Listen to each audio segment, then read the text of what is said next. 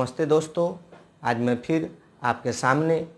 अर्थशास्त्र 11th के पुस्तक अर्थशास्त्र में सांख्यिकी का अध्याय 3 आंकड़ों का संगठन का भाग 1 लेकर उपस्थित हुआ।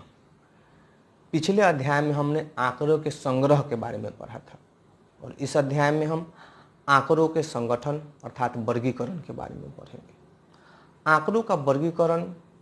क्यों आवश्यक है कि जब हम आंकड़ों का वर्गीकरण करते हैं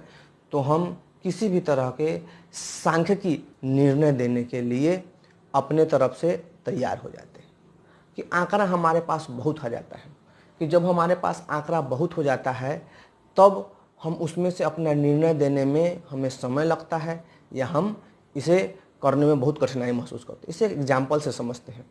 कि जैसे आप 11th के विद्यार्थी हैं तो 11th के विद्यार्थियों के लिए अपने सभी विषयों का पुस्तक, उसके साथ साथ उसकी कापियाँ, अगर आप उसे एक जगह रख दें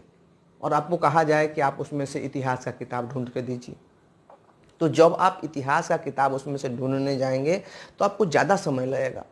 और तब जाके मेहनत करके आप उसको निकाल पाएंगे। कभी कभी ऐसा होता है कि जब हम जल्दीबाजी में किसी चीज़ को ढूंढते हैं तो रखा हुआ चीज़ भी अव्यवस्थित होने के कारण हम उसे जल्दी से नहीं ढूंढ पाते हैं और आवश्यकता के समय पर हमें वो उसका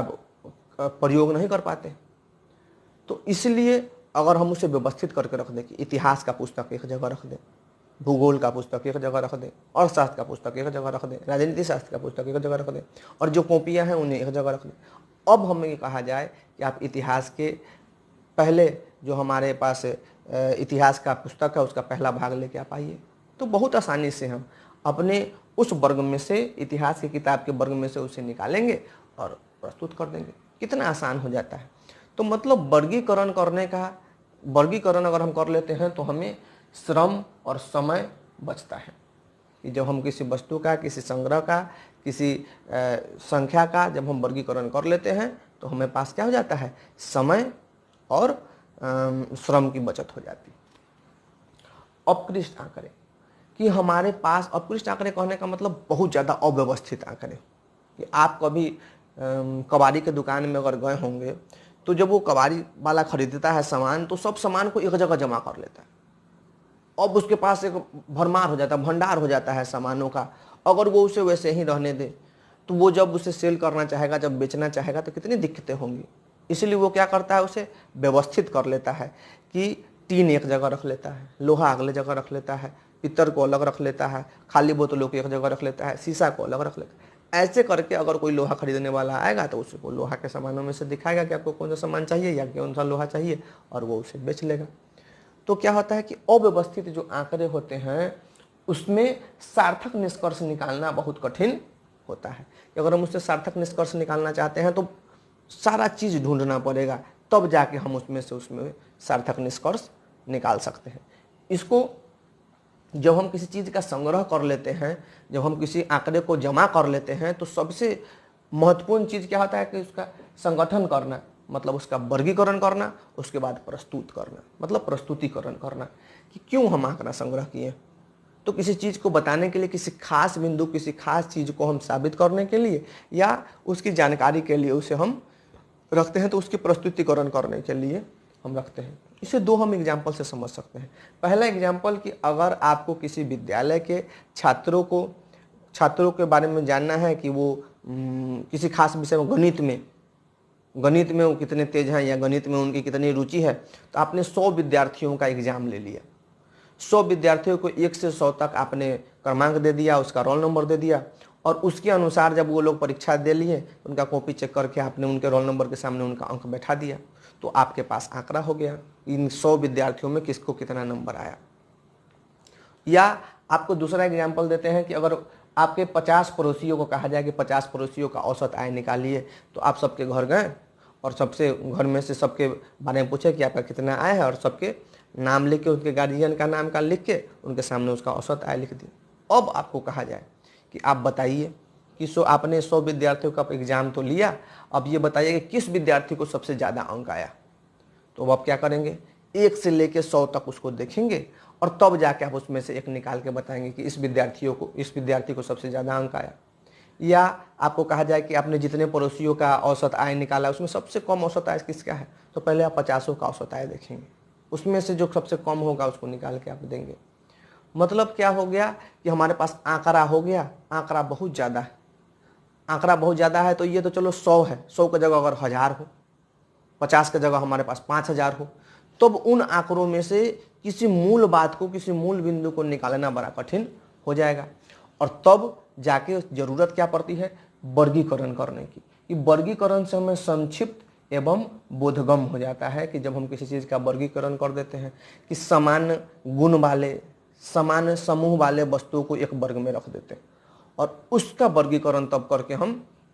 करते हैं कि जितना भी हम निकालते हैं, जितना भी पॉइंट, जैसे 100 विद्यार्थी तो 100 विद्यार्थी क्या हो गया, एक प्रेक्षण हो गया, और उन 100 प्रेक्षणों को एक चर बना लिया कि 1 से 10 तक किसको नंबर आया तो उसको एक चर बना लिए। तो हम उसको वर्गीकरण कर देते हैं। वर्गीकरण करने का बहुत सा तरीका है कि आंकड़ों का वर्गीकरण, आंकड़ों के वर्गीकरण करने का बहुत सा तरीका है कि हम क्या करें कि हमारे पास अगर कहा जाए कि नहीं भाई आपके पास 9th 10th 11th तीनों का किताब आपको अपने पास रखना है, तो हम क्या करें कि क्लास वाइज उसको सजा लें कि 9th का किताब सबसे ऊपर रखें, 10th का उसके नीचे, 11th का उसके नीचे। या आप कर लें कि कौन सा लेखक कौन पुस्तक लिखा है, या प्रकाशन वर्ष के अनुसार रख सकते हैं, किस वर्ष किसका प्रकाशन हुआ है उसके अनुसार आप उसको क्रम बना लेते हैं।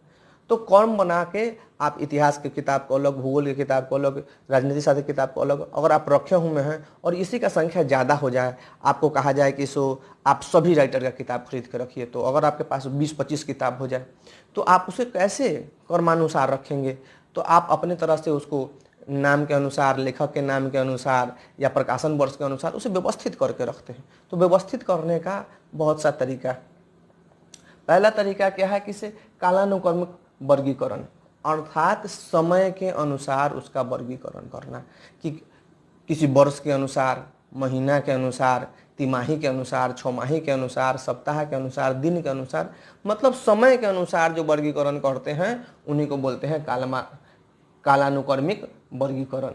इसको हम एग्जाम्पल से समझते हैं कि भारत की जनसंख्या करोड़ में, एक चर हमने माना है वर्ष और दूसरा चर जनसंख्या जो कि करोड़ में यहाँ पे दिया गया है। 1951 में भारत की जनसंख्या कितनी थी तो 35.7 करोड़,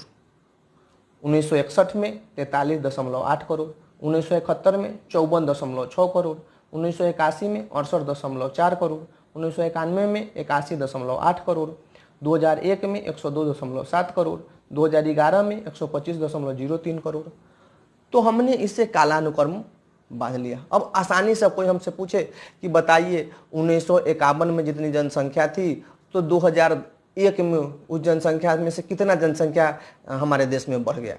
या किस 10 वर्ष में जनसंख्या का अनुपात सबसे ज़्यादा बढ़ा। तो इसे हम आसानी से उसमें से निकाल सकते हैं या उसका सांख्यिकीय रूप से उसको निर्णय दे सकते हैं। दूसरा है क्या कि स्थानीय वर्गीकरण, मतलब स्थान के अनुसार वर्गीकरण करना,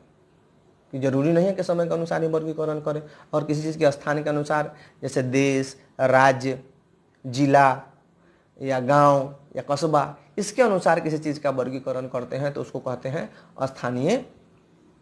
वर्गीकरण। जैसे एक एग्जाम्पल दिया गया है कि विभिन्न देशों में गेहूं का उपज, तो हमने एक चर लिया है देश और दूसरा चर लिया है गेहूं की उपज, कि प्रति एकड़ में कितना किलोग्राम गेहूं होता है। तो हमने क्या किया कि अमेरिका में प्रति एकड़ में 1925 किलोग्राम